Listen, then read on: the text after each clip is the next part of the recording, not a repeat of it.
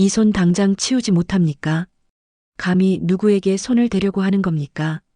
어두컴컴한 골목 끝 지은호의 작은 인테리어. 작업실 안을 가득 채운 건 날카로운 고성이의 고함 소리가 아니라 묵직하게 울려 퍼지는 이상철의 호통이었습니다. 지은호를 향해 매섭게 날아들던 고성이의 가느다란 손목은 이상철의 투박하고 거친 손에 붙잡혀 허공에서 멈춰섰는데요.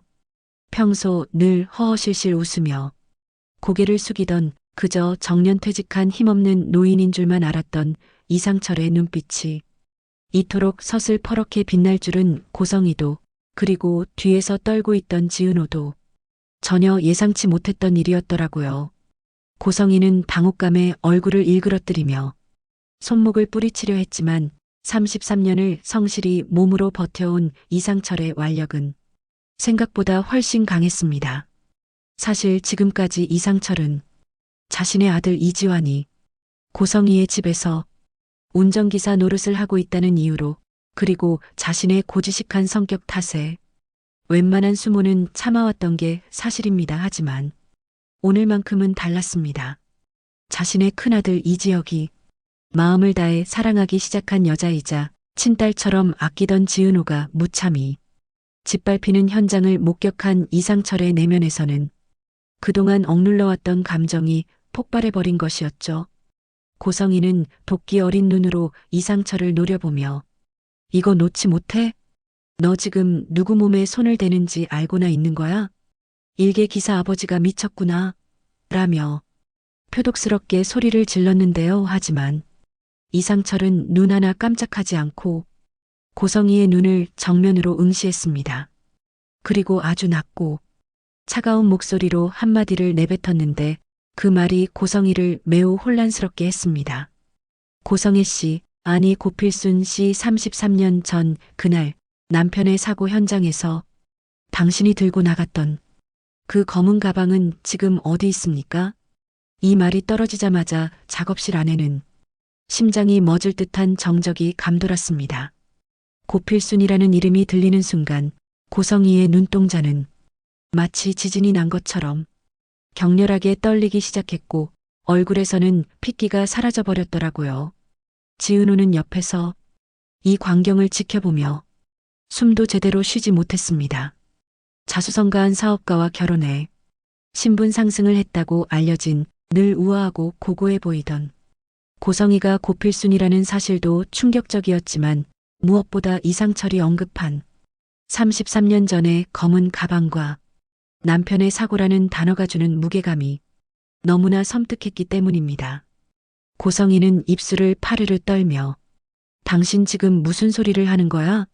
사람 잘못 봤어. 고필순이라니 그런 천박스러운 이름은 들어본 적도 없어. 라며 발뺌했지만 그녀의 목소리는 이미 갈라지고 떨리고 있었습니다. 이상철은 잡고 있던 손목을 툭 던지듯 놓아주며 한 걸음 더 다가갔습니다. 사람 잘못 봤다고요? 제가 33년 동안 한 회사에서 일하면서 가장 먼저 배운 게 사람 얼굴 기억하는 법입니다. 당신이 그 돈 많은 사업가를 만나기 전 강원도 삼척의 어느 작은 식당에서 도망치듯 떠나던 그 새벽을 저는 똑똑히 기억합니다. 내 친구였던 당신의 전 남편이 의문의 사고를 당하던 그날 밤 말입니다. 이상철의 증언은 구체적이었고 단호했습니다. 고성이는 뒷걸음질을 치며 작업실 벽에 등을 부딪혔는데요. 그녀가 그토록 공들여 쌓아 올린 고성이라는 화려한 성벽이 이상철이라는 정직한 남자의 기억 하나에 와르르 무너져 내리기 시작한 것입니다. 고성이는 공포를 가리기 위해 다시 악을 쓰기 시작했습니다. 증거 있어? 증거 있냐고. 이제 와서 그런 헛소리를 누가 믿어줄 것 같아? 우리 남편 박진석 회장이 당신 같은 노인네 말을 들을 것 같냐고. 하지만 이상철은 침착했습니다. 오히려 측은하다는 듯 고성이를 바라보며 말했죠. 증거요? 당신이 가로챘던 그 돈으로 세운 회사가 어떻게 박진석 회장의 자본과 합쳐졌는지 내가 그 서류의 꼬리를 잡았습니다. 박 회장님은 호탕한 분이시지만 속임수에는 엄격한 분이죠. 당신이 이 집안에 들어올 때 했던 그 수많은 거짓말들 하나하나 밝혀지는 건 시간 문제입니다. 이 대화가 이어지는 동안 고성희의 머릿속은 복잡하게 돌아갔습니다. 이상철을 이대로 두면 자신의 모든 것이 끝난다는 절망감, 그리고 어떻게든 이 입을 막아야 한다는 살이에 가까운 욕망이 교차했는데요. 고성희는 갑자기 비릿한 웃음을 지으며 태도를 바꿨습니다. 그래, 이상철 씨. 당신 말이 맞다고 치자. 그런데 당신 아들 이지환은 어떡할 건데? 내 딸 영나랑 아주 깊은 사이인 건 알고 있지? 당신이 나를 건드리면 당신 아들 인생도 같이 시궁창에 처박히는 거야. 아들 인생까지 버리면서 진실을 밝히고 싶어? 이지환과 박영나의 관계를 빌미로 협박을 시작한 고성희의 비열함에 이상철은 잠시 주춤했습니다. 부모로서 자식의 행복이 걸린 문제라면 흔들릴 수밖에 없으니까요. 지은호는 이상철이 자신 때문에 아들 지환을 위험에 빠뜨릴까봐 겁이 나 아버님 그냥 그만하세요. 제가 참을게요라며 이상철의 소매를 붙잡았습니다. 하지만 이상철은 지은호의 손을 따뜻하게 감싸주며 다시 고성희를 향해 고개를 들었습니다. 내 아들 지환이는 정직하게 살도록 가르쳤습니다. 당신 같은 사람에게 약점 잡혀 비굴하게 사는 걸 지환이도 원치 않을 겁니다. 영나 양이 불쌍하군요. 그런 어머니 밑에서 무엇을 보고 배웠을지 고성희는 자신의 딸까지 무시당했다는 생각에 눈이 뒤집혔습니다. 당신이 감히 누굴 훈계해? 라며 다시 지은호에게 달려들려 했지만 그때 작업실 문이 세차게 열리며 이지혁이 나타났습니다. 지혁은 작업실 안의 살벌한 분위기를 순식간에 읽어내고는 은호 앞을 가로막았습니다. 여기서 뭐 하시는 겁니까, 사모님? 아니, 이제 사모님이라고 부를 일도 없겠네요. 지혁의 차가운 등장에 고성희는 완전히 고립된 느낌을 받았습니다. 지혁은 아버지 이상철과 눈빛을 교환했습니다. 두 부자는 이미 무언가 결심한 듯 보였는데요. 지혁은 고성희를 향해 서류 봉투 하나를 내밀었습니다. 이건 지은호 씨 도안을 빼돌려 경쟁업체에 넘기라고 지강호에게 지시한 녹취록과 입금 내역입니다. 당신이 직접 한 건 아니겠지만 당신 비서가 움직인 기록이 아주 선명하더군요. 고성희의 마지막 카드였던 지강호 포섭 작전마저 실패로 돌아간 것이었죠. 지강호는 이미 지역에게 모든 것을 털어놓고 속죄하고 있었던 겁니다. 고성희는 이제 완전히 벼랑 끝에 몰렸습니다. 화려한 옷과 보석으로 치장했지만 그 안의 영혼은 추하게 뒤틀려 있었고 그 민낯이 이 정직한 가족들 앞에서 낱낱이 공개된 셈입니다. 고성희는 바르르 떨리는 손으로 가방을 챙겨들며 독서를 내뱉었습니다. 니들이 감히 이 대가는 반드시 치르게 해줄 거야.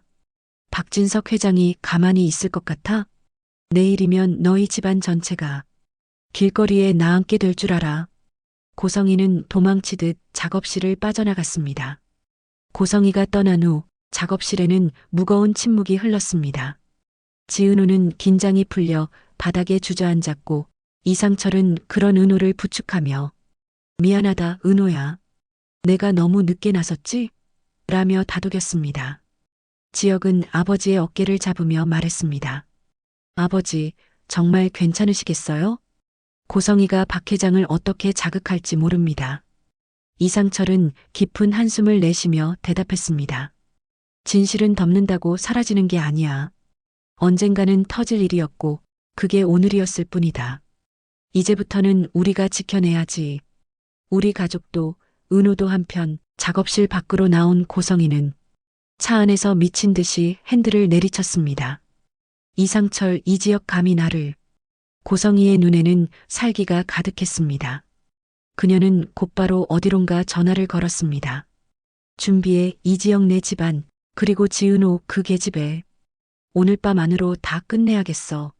무슨 수를 써서라도. 고성희의 마지막 반격이 시작되려 하고 있었습니다. 그녀는 박진석 회장의 권력을 이용해 공권력까지 동원하려는 무서운 계획을 세우기 시작했는데요. 지은호는 이상철의 정직한 카리스마 덕분에 위기를 넘겼지만 앞으로 다가올 폭풍이 얼마나 거셀지 짐작조차 할 수 없었습니다. 하지만 한 가지 확실한 건 늘 뒤로 물러나 있던 이지혁의 아버지 이상철이 드디어 가족의 방패가 되어 전면에 나섰다는 사실입니다. 그리고 그가 알고 있는 고성희의 비밀이 단순히 과거의 문제가 아니라 현재 박진석 회장의 기업 윤리와도 직결되어 있다는 점이 이 드라마의 향후 전개를 완전히 뒤바꿔 놓을 핵심 열쇠가 될 것이라는 예감이 들더라고요. 이상철은 은호를 집에 데려다주며 끝까지 당부했습니다. 은호야, 내 잘못이 아니다. 저 여자의 욕망이 너를 제물로 삼으려 한 것뿐이야. 그러니 절대 위축되지 마라. 내 머릿속에 있는 그 디자인들, 그게 바로 내 힘이다. 은호는 상철의 따뜻한 조언에 눈물을 흘리며 고개를 끄덕였습니다. 지영 역시 은호의 손을 꼭 잡으며 무언의 약속을 했습니다. 이제 사랑하는 여자를 지키기 위해 지혁은 자신이 그토록 거부하던 가족의 굴레와 책임감을 기꺼이 받아들이기로 한 것이죠.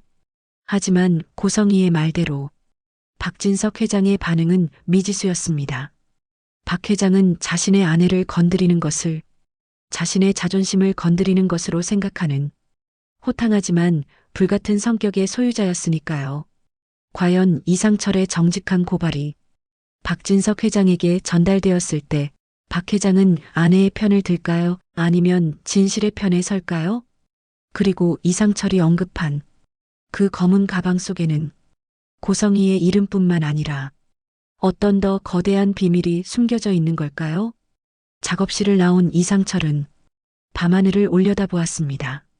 33년 전 그가 외면했던 진실이 이제야 자신을 찾아왔다는 것을 직감하며 말이죠, 친구야. 이제야 내 억울함을 풀어줄 때가 된 것 같구나. 상철의 혼잣말은 밤바람을 타고 멀리 퍼져나갔습니다. 이제 고성희와 이상철 두 사람의 33년에 걸친 악연은 피할 수 없는 정면 충돌을 향해 달리기 시작했습니다. 지혁아, 너 정말 이럴 거야? 네가 지금 건드리고 있는 게 누구인지, 그게 어떤 의미인지 정말 몰라서 이러는 거냐고. 박성재의 고함이 두꺼운 유리벽을 때리고 차갑게 튕겨져 나왔습니다. 평소 세련된 수트와 여유로운 미소로 금수저의 표본 같았던 박성재였지만 지금 이 순간만큼은 넥타이가 비뚤어지고 얼굴이 붉게 달아오른 채 숨을 몰아쉬고 있었는데요. 그 맞은편에 선 이지혁은 마치 다른 세상 사람처럼 고요했습니다. 하지만 그 고요함이 오히려 더 무서웠더라고요. 이지혁의 눈동자에는 예전의 장난기나 친구를 향한 신뢰 대신 서늘한 얼음장 같은 냉기만 가득했거든요. 사건의 발단은 이지혁이 박진석 회장의 비자금 흐름과 고성희의 개인 자금 세탁 정황이 담긴 서류를 박성재의 책상 위에 던져놓으며 시작되었습니다. 이지혁은 비혼주의라는 핑계 뒤에 숨어 은호의 마음을 아프게 했던 자신을 탓하며 이제는 은호를 지키기 위해 친구와의 우정까지도 제물로 바칠 준비가 되어 있었던 겁니다. 성재야, 네 어머니가 은호의 인생을 망치려 했어. 도안을 훔치고 동생을 매수하고 이제는 우리 아버지까지 협박해. 그런데 너는 지금 나한테 의미를 묻는 거니? 이지혁의 목소리는 낮고 낮았지만 그 안에는 분노가 서려 있었습니다. 박성재는 떨리는 손으로 책상 위에 서류를 움켜쥐었는데요. 우리 엄마가 잘못한 거 알아. 그런데 이건 우리 집안의 뿌리를 흔드는 일이잖아. 15년 친구라는 놈이 어떻게 우리 아버지 회사 기밀을 빼내서 나를 협박해? 네가 그러고도 사람이야? 박성재의 절규에 이지혁은 헛웃음을 터뜨렸습니다. 협박? 아니, 이건 경고야. 네 어머니를 멈춰. 그렇지 않으면 이 서류는 내일 아침 검찰로 간다. 네가 말하는 그 잘난 집안이 무너지는 꼴 보고 싶지 않으면 당장 은호한테 사과하게 만들어. 이 말에 박성재의 이성이 완전히 끊어지고 말았습니다. 박성재는 그대로 달려들어 이지혁의 멱살을 잡았는데요. 네가 감히 은호 때문에 나를 배신해? 내가 은호를 얼마나 생각하는지 알면서 네가 어떻게 나한테 이럴 수 있어? 박성재의 주먹이 이지혁의 얼굴을 스쳤고 두 남자는 거칠게 엉겨붙어 바닥을 굴렀습니다. 박성재는 울분을 토해내며 주먹을 휘둘렀고 이지혁은 그 매를 묵묵히 받아내면서도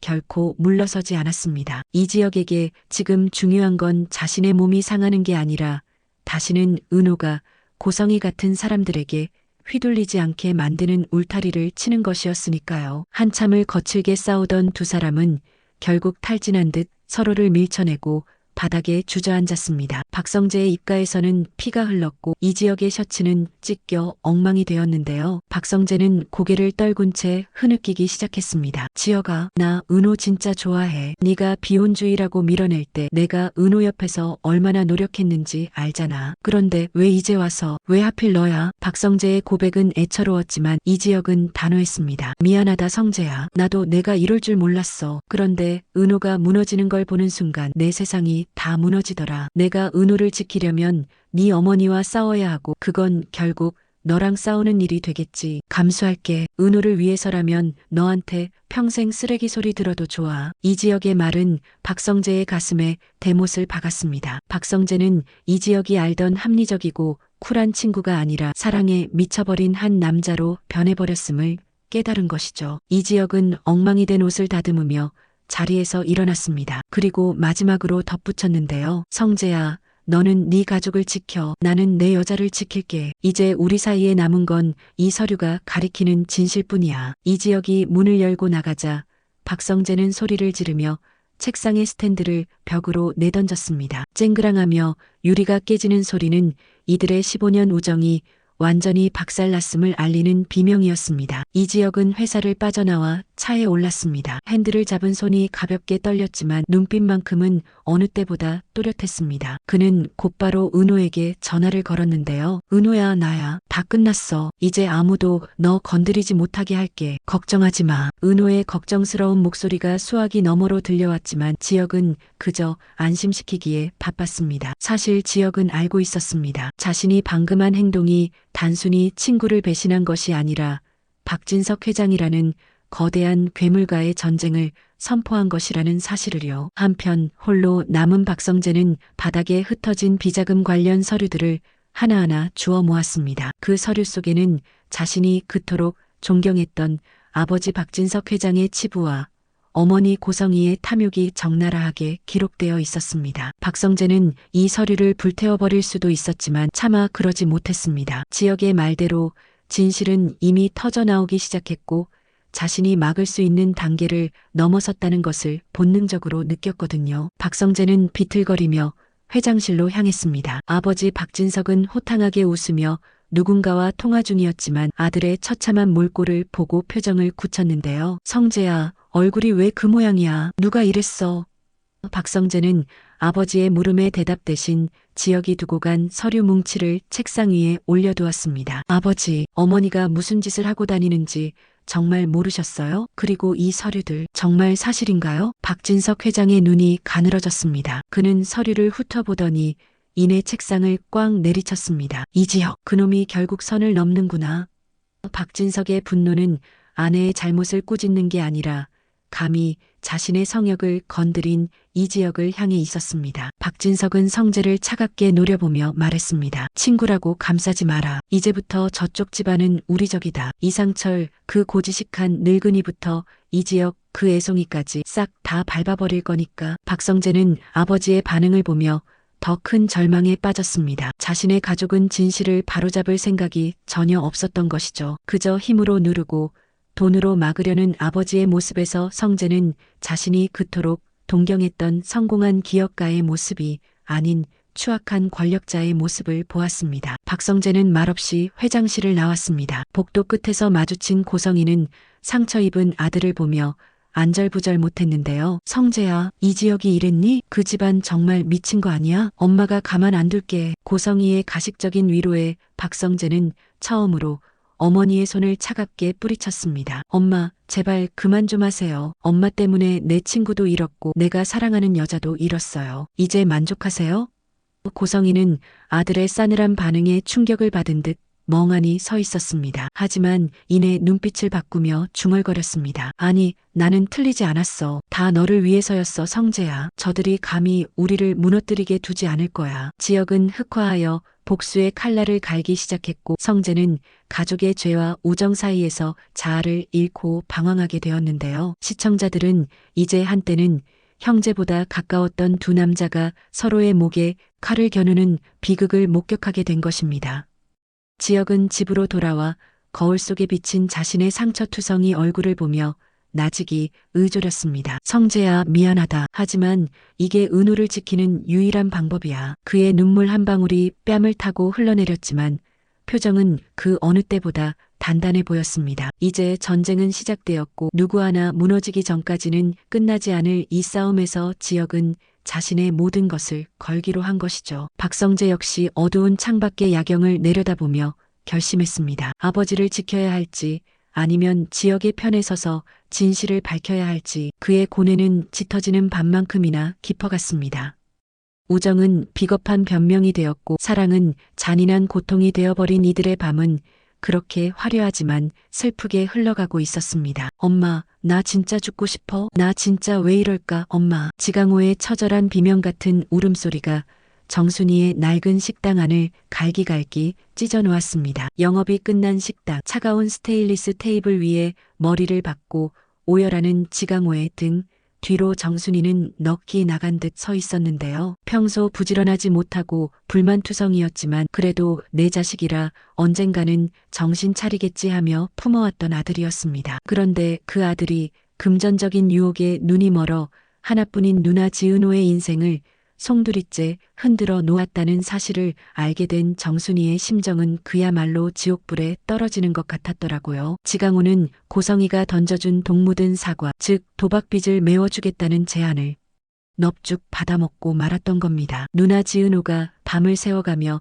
작업했던 인테리어 디자인 도안을 고성이의 비서에게 넘겨준 대가로 받은 돈 봉투, 그 돈 봉투가 지강호의 주머니 속에 들어있다는 사실을 정순이가 발견했을 때 정순이는 자신의 심장이 멈추는 줄 알았습니다. 정순이는 떨리는 손으로 식당 벽에 걸린 사별한 남편의 사진을 한번 보고 다시 바닥에서 구르는 아들을 내려다보았습니다. 그리고는 평생 남에게 소리 한번 지르지 못하던 선한 손으로 지강호의 뺨을 세차게 내리쳤습니다. 이 짐승만도 못한 놈아. 네 누나가 어떻게 살았는데. 네 누나가 너 뒷바라지하려고 신발 밑창이 닳도록 뛰어다닌 걸 네가 몰라? 어떻게 사람이 사람의 탈을 쓰고 이런 짓을 해? 정순이의 목소리는 분노를 넘어 처절한 통곡으로 바뀌었습니다. 지강호는 엄마의 매질을 피하지도 못한 채 그저 정순이의 바짓가랑이를 붙잡고 빌었습니다. 엄마, 고 사모님이 그 여자가 누나 해치려는 게 아니라고 했어. 그냥 잠깐 빌려가는 거라고. 누나도 더 좋은 기회 얻게 해준다고 속였단 말이야. 나 진짜 누나 망하게 하려던 거 아니었어, 엄마. 지강호의 비겁한 변명은 정순이의 가슴에 더 큰 비수를 꽂았습니다. 정순이는 자식의 무지함과 탐욕이 원망스러워 자신의 가슴을 주먹으로 쾅쾅 내리쳤는데요. 내가 죄인이다. 내가 너를 이렇게 키운 내 죄야. 그때 식당 문이 열리고 지은호가 들어섰습니다. 이미 이 지역을 통해 동생의 배신을 전해 듣고 온 지은호의 눈은 퉁퉁 부어 있었지만 표정만큼은 차갑게 식어 있었습니다. 지은호는 바닥에 엎드린 동생과 오열하는 엄마를 아무 말 없이 바라보았습니다. 지강호는 누나의 그림자가 비치자마자 고개를 들지도 못한 채 몸을 웅크렸는데요. 평소 같으면 야, 지강호 너 제정신이야?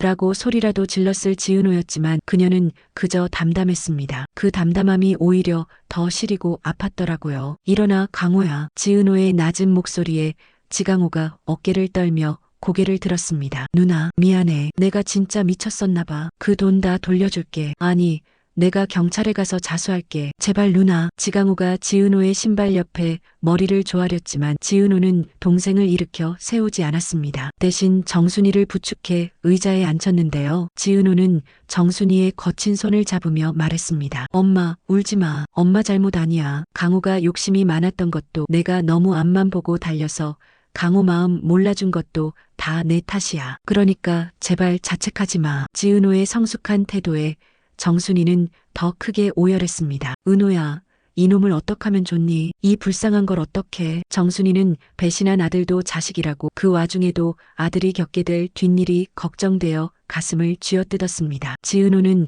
그런 엄마를 보며 속으로 피눈물을 흘렸습니다. 자신이 가장 사랑하는 엄마를 저렇게 고통스럽게 만든 것이 자신의 성공 때문인 것 같아 괴로웠던 거죠. 지은호는 지강호를 똑바로 쳐다보며 말했습니다. 강호야, 네가 넘긴 건 내 디자인 도안만이 아니야. 네가 넘긴 건 우리 가족의 신뢰였고 엄마의 자부심이었어. 고성의 사모님이 너한테 준 건 돈이 아니라 덫이었단 말이야. 이제 너 그 여자한테 평생 약점 잡혀서 노예처럼 살 뻔한 거야.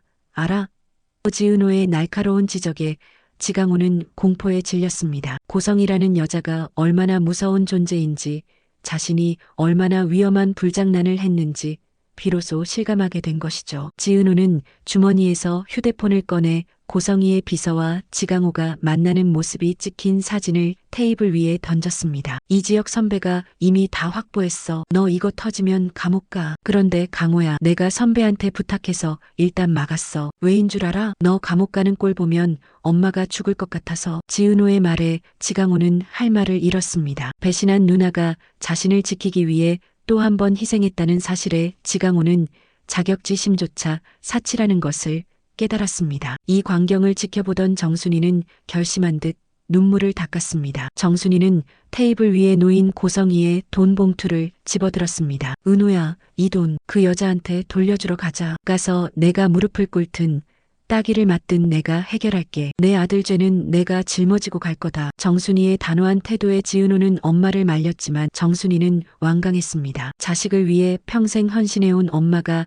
마지막으로 보여줄 수 있는 가장 강인한 모성애였던 것이죠. 하지만 지은호는 알고 있었습니다. 고성이는 단순히 돈을 돌려받는다고 멈출 여자가 아니라는 것을요. 고성이는 이미 지강호라는 카드를 통해 지은호의 집안을 초토화하려 하고 있었습니다. 지은호는 결심했습니다. 엄마와 동생을 지키기 위해서라도 자신이 더 강해져야 하며 고성이의 그 뒤틀린 욕망을 완전히 꺾어버려야 한다는 사실을 말이죠. 정순이는 그날 밤 잠든 아들의 방문 앞에서 뜬 눈으로 밤을 지새웠습니다. 방 안에서 들려오는 지강호의 억눌린 흐느낌 소리를 들으며 정순이는 세상을 떠난 남편을 원망하기도 하고 신을 원망하기도 했습니다. 우리가 뭘 그렇게 잘못했다고 왜 우리 아이들을 이렇게 흔드십니까? 정순이의 기도는 밤 공기를 타고 애처롭게 흩어졌습니다. 다음 날 아침 지은호는 어제보다 더 단단해진 얼굴로 작업실로 향했습니다. 그녀의 뒤에는 여전히 죄책감에 고개를 못 드는 지강호와 자식을 지키기 위해 비장한 각오를 다지는 정순이가 있었습니다. 가족이라는 이름으로 서로에게 비수를 꽂았지만 결국 그 상처를 싸매줄 사람들도 가족뿐이라는 사실을 이들은 처절하게 배우고 있었더라고요. 한편 이 소식을 접한 고성이는 지강호의 배신에 분노하며 다음 계획을 세웠습니다. 독한 것들, 그래. 어디 가족애로 어디까지 버티나 보자. 고성이의 서늘한 미소는 이제 지은호 개인을 넘어 그 가족 전체를 파멸시키겠다는 선전포고와 같았습니다. 지강호는 그날 이후 식당 일을 돕기 시작했습니다. 하지만 그의 눈에는 예전의 불만 대신 깊은 수치심과 반성이 서려 있었습니다. 누나 지은호가 디자인을 다시 시작할 수 있도록 밤새 자료를 찾고 엄마 정순이의 무거운 짐을 대신 들어주는 지강호의 변화는 느리지만 확실하게 시작되고 있었는데요. 정순이는 지은호에게 말했습니다. 은호야, 고맙다. 우리 강호 포기하지 않아줘서. 지은호는 엄마의 손을 꼭 잡으며 대답했습니다. 엄마, 우리가 가진 게 가족밖에 더 있어? 걱정 마. 내가 꼭 우리 가족 행복하게 만들 거야. 이들의 눈물 섞인 약속은 고성이의 거대한 권력 앞에서 작고 초라해 보일지 모르지만 그 무엇보다 단단한 뿌리가 되어 폭풍우를 견뎌낼 준비를 마쳤습니다. 기사님, 정말 이대로 가면 다시는 돌아오지 못할지도 몰라요. 우리 엄마 생각보다 훨씬 무서운 사람인 거 알잖아요. 박영나의 떨리는 목소리가 달리는 차 안의 정적을 깨뜨렸습니다. 핸들을 잡은 이지환의 손등에는 핏줄이 돋아나 있었는데요. 평소 고성의 사모님 앞에서는 묵묵히 고개를 숙이며 네, 알겠습니다만을 반복하던 이지환이 아니었습니다. 지금 이지환의 눈은 온실 속의 화초처럼 갇혀 지내던 박영나를 세상 밖으로 끄집어내겠다는 강한 의지로 가득 차 있었더라고요. 3년 전 여자친구에게 철저히 배신당해 삶의 의욕을 잃었던 이지환에게 박영나의 순수한 영혼은 그가 다시 세상을 향해 주먹을 불끈 쥐게 만든 단 하나의 이유였던 겁니다. 사건은 고성이가 이지환을 은밀히 불러내 내 딸 옆에서 당장 떨어지지 않으면 네 아버지 이상철의 그 꼿꼿한 선비질도 끝장내주겠다며 협박을 가하면서 시작되었습니다. 고성이는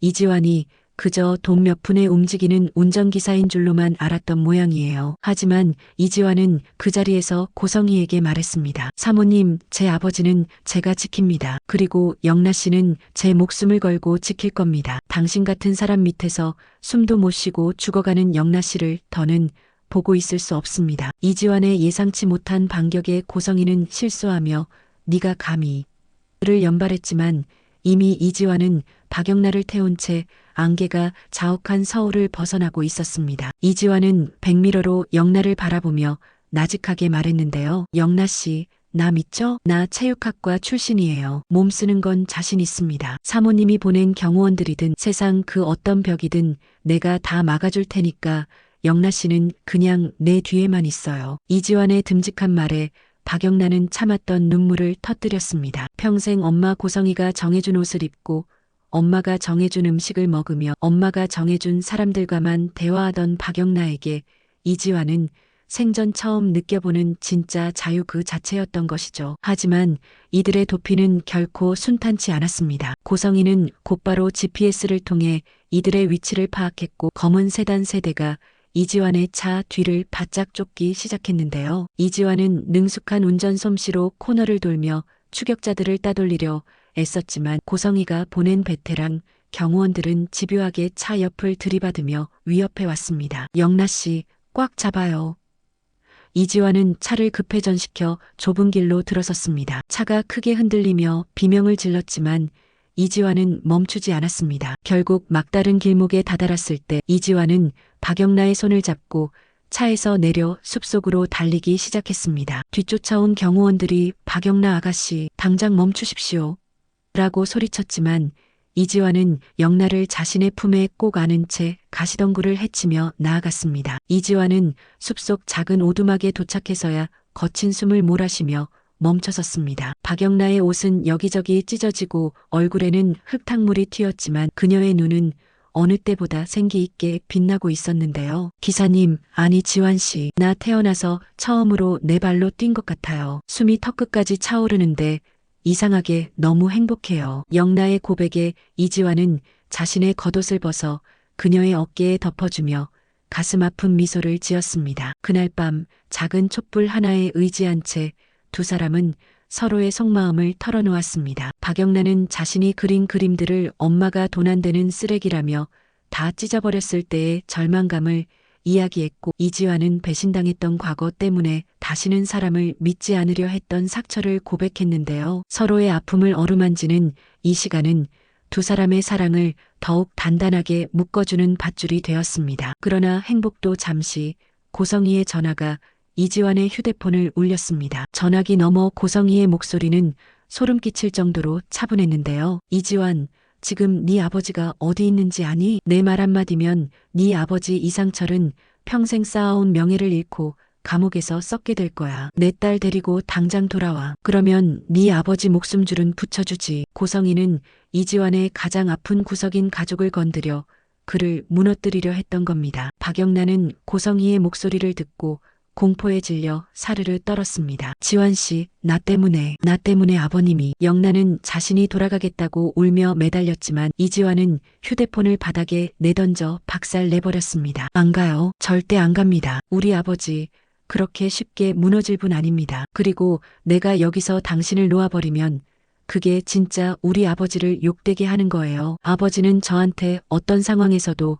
비겁하게 살지 말라고 가르치셨거든요. 이지환의 강단 있는 태도는 박영나에게 다시금 용기를 주었습니다. 이지환은 알고 있었습니다. 자신의 아버지 이상철이 고성이의 33년 전 비밀을 쥐고 있다는 사실을요. 그래서 고성이가 저렇게 발악하는 것이라는 걸 직감한 거죠. 이지환은 영나에게 약속했습니다. 내일 아침에 우리 아버지한테 가요. 아버지가 다 해결해 주실 겁니다. 그리고 사모님한테 정식으로 선포할 거예요. 영나 씨는 이제 당신 인형이 아니라고. 다음 날 새벽 두 사람은 안개를 헤치고 이상철의 집으로 향했습니다. 추격자들의 눈을 피해 대중교통을 갈아타고 몇 시간을 걸어 도착한 그곳에는 이지환의 예상대로 이상철과 김다정 부부가 대문을 열고 기다리고 있었습니다. 이상철은 상처투성이가 된 아들과 박영란을 보고도 놀라지 않았습니다. 오히려 잘 왔다. 고생 많았다며 두 사람을 따뜻하게 안아주었는데요. 특히 어머니 김다정은 박영란의 손을 잡으며 어휴, 이 고운 아가씨가 얼마나 고생이 많았어. 밥부터 먹자며 따뜻한 밥상을 차려냈습니다. 평생 화려한 호텔 식사만 하던 박영란에게 김다정이 차려준 소박한 된장찌개와 나물 반찬은 그 어떤 산해진미보다 달콤하고 따뜻하게 다가왔더라고요. 영란은 밥을 먹으며 펑펑 울음을 터뜨렸고 그 모습에 가슴이 뭉클했습니다. 하지만 이 평화는 폭풍 전야와 같았습니다. 고성이가 보낸 경호원들이 이상철의 집 대문을 부술듯이 두드리기 시작했으니까요. 이지환은 밥그릇을 내려놓고 자리에서 일어났습니다. 제가 나갈게요. 이지환의 눈에는 더 이상 고용인으로서의 주저함은 없었습니다. 오직 사랑하는 여자와 자신의 가족을 지키겠다는 한 남자의 결연한 의지만이 이글거리고 있었습니다. 박영란 역시 이지환의 손을 꼭 잡으며 함께 일어섰습니다. 지환 씨, 같이 나가요. 이제 나 숨지 않을래요. 두 사람은 당당하게 대문을 열고 쏟아지는 카메라 플래시와 경호원들 앞에 섰습니다. 고성이가 사주한 기자들까지 몰려와 박영란 양 납치당한 게 맞습니까? 라며 자극적인 질문을 던졌지만 박영란은 또박또박한 목소리로 대답했습니다. 아니요. 저는 제 의지로 제 인생을 찾으러 나온 겁니다. 이지환 씨는 저를 구해주신 분이에요. 이지환과 박영란의 이 용기 있는 선언은 고성이의 계획을 정면으로 받아치는 강력한 한 방이 되었습니다. 사모님께 전하세요. 이제 영란 씨의 보호자는 제가 아니라 진실 그 자체라고요. 이게 다 사실입니까? 고성이, 당신이 정말로 고필순이었냐고 묻고 있잖아. 박진석 회장의 불호령이 대저택의 높은 천장을 때리고 부서졌습니다. 거실 한복판, 박진석은 분노로 인해 온몸을 파르르 떨며 자신의 아내를 노려보았는데요. 그 발치에는 이상철이 건네준 낡은 서류 봉투와 빛바랜 사진들이 흩어져 있었습니다. 평소 호탕한 상남자로 불리던 박진석이었지만 지금 그의 눈에는 배신당한 남자의 처절한 분노가 서려 있었더라고요. 그 옆에는 이상철이 꼿꼿한 자세로 서 있었고 그 뒤로 조옥래 할머니와 김장수 할아버지가 비장한 각오를 한 듯 버티고 서 있었습니다. 사실 이 결정적인 장면이 만들어지기까지 조옥래와 김장수의 이른바 실버 수사대 활약이 정말 대단했었는데요. 사돈지간이면서도 둘도 없는 단짝인 두 어르신은 고성이가 지역과 은호의 사이를 갈라놓고 지환까지 위협한다는 소식에 가만히 있을 수 없었던 겁니다. 조옥래 할머니는 내 아들 상철이가 33년을 정직하게 살았는데 저 여우 같은 여자가 우리 집안을 우습게 봐? 라며 소매를 걷어붙였고 김장수 할아버지는 치매로 먼저 떠난 아내를 생각하며 남의 눈에 눈물 나게 하는 인간은 제 눈에 피눈물 나게 해야 한다며 힘을 보탰습니다. 두 어르신은 고성이의 고향이었던 삼척까지 직접 내려가는 수고를 마다하지 않았습니다. 김장수 할아버지는 젊은 시절 인맥을 총동원해 고필순이라는 이름으로 살았던 시절의 이웃들을 찾아냈고 조옥래 할머니는 특유의 친화력으로 고성이의 전 남편 사고 당시 의문스러운 정황을 목격했던 노인들의 증언을 확보했습니다. 이들이 찾아낸 결정적인 증거는 고성이가 전 남편의 인감도장을 도용해 재산을 빼돌렸던 서류 원본이었습니다. 이 모든 자료가 이상철의 손을 거쳐 박진석 회장 앞에 놓이게 된 것이었죠. 고성이는 무릎을 꿇은 채 박진석의 바짓가랑이를 붙잡고 울부짖었습니다. 회장님, 다 모함이에요. 저 노인네들이 돈을 노리고 꾸민 짓이라고요. 저를 믿으셔야죠. 우리가 함께한 세월이 얼마인데. 하지만 박진석은 차갑게 그녀의 손을 뿌리쳤습니다. 세월? 당신이 말한 그 세월 중에 진실이 단 한 조각이라도 있었나? 내 아들 성재를 키우면서 당신 그 속으로는 내 재산 뺏을 궁리만 했던 거 아니냐고. 박진석의 일갈에 고성이는 비릿한 웃음을 지으며 갑자기 자세를 고쳐 앉았습니다. 고성이의 눈빛이 순식간에 독사처럼 변했는데요. 그래요. 내가 고필순이에요. 그러는 당신은 얼마나 깨끗한 척하는 거야? 내가 이 집안 들어올 때 당신이 내 과거 몰랐을 것 같아? 당신도 내 사업 자금이 필요해서 눈 감아줬던 거잖아. 고성희의 폭탄 발언에 거실은 찬물을 끼얹은 듯 조용해졌습니다. 그녀는 미친 듯이 웃으며 말을 이어갔는데요. 당신이 2대째 내려오는 기업가라고 자부하지만 그 밑바닥에 얼마나 많은 사람, 피눈물이 섞여 있는지 내가 모를 줄 알아? 내가 무너지면 당신도 같이 무너지는 거야. 우린 공범이라고. 이때 조옥래 할머니가 앞으로 나서며 지팡이를 바닥에 쾅 내리쳤습니다. 이 못된 것 끝까지 남 탓만 하는구나. 박 회장이 허물이 있다면 그건 나중에 벌을 받을 일이지만 지금 네가 지은 죄는 하늘이 알고 땅이 안다. 조옥래 할머니의 호통에 고성희는 멈칫하며 얼굴을 돌렸지만 김장수 할아버지도 한마디 거들었습니다. 사람이 나이를 먹으면 거울 앞에 서기 부끄럽지 않아야 하는 법인데 당신은 거울 볼 자격도 없어. 자식들이 당신을 어떻게 생각할지 한 번이라도 고민은 해봤나? 그 순간 거실 문이 열리고 박성재와 이지혁 그리고 지은호가 함께 들어왔습니다. 박성재는 어머니의 추악한 민낯을 정면으로 마주하며 고개를 떨구었고 이지혁은 지은호의 손을 꼭 잡은 채 고성희를 응시했습니다. 박성재는 울먹이는 목소리로 말했는데요. 엄마, 이제 그만하세요. 제가 다 봤어요. 엄마가 지강호 씨 시켜서 은호 씨 도안 훔친 증거 제가 직접 경찰에 넘겼습니다. 아들의 배신에 고성희는 비명을 질렀습니다. 성재야, 네가 어떻게 엄마한테 이래? 하지만 박성재는 단호했습니다. 엄마를 위해서예요. 더 괴물이 되기 전에 멈추게 하고 싶었어요. 박진석 회장은 아들의 행동을 보며 깊은 한숨을 내쉬더니 비서를 불러 명령했습니다. 고성희 씨를 당장 이 집에서 내보내. 그리고 변호사 불러서 이혼 서류 준비하고 검찰에 고발할 자료들 정리해. 고성희는 경호원들에게 끌려나가면서도 끝까지 지은호를 저주하며 소리를 질렀습니다. 지은호, 네가 이긴 것 같지? 박 회장, 저 인간이 숨긴 비밀이 터지면 너희 집안도 무사하지 못해. 고성희가 사라진 거실에는 무거운 침묵과 허탈감이 감돌았습니다. 박진석 회장은 이상철에게 다가가 고개를 숙였습니다. 이 선생, 미안합니다. 내가 사람을 잘못 봐서 당신 가족들에게 큰 상처를 줬군요. 이상철은 박 회장의 사과를 묵묵히 받아들이며 대답했습니다. 회장님, 진실은 아프지만 약이 되는 법입니다. 이제라도 바로잡았으니 다행입니다. 박진석은 은호를 바라보며 알 수 없는 슬픈 눈빛을 지었습니다. 사실 박진석은 은호의 죽은 아버지와 젊은 시절 동업관계였고 사업이 망하던 과정에서 박진석만이 살아남아 지금의 기업을 일구었던 배경이 있었던 것이죠. 조옥래와 김장수는 집으로 돌아가는 길에 서로의 손을 꼭 잡았습니다. 사돈, 오늘 우리 좀 멋있었지?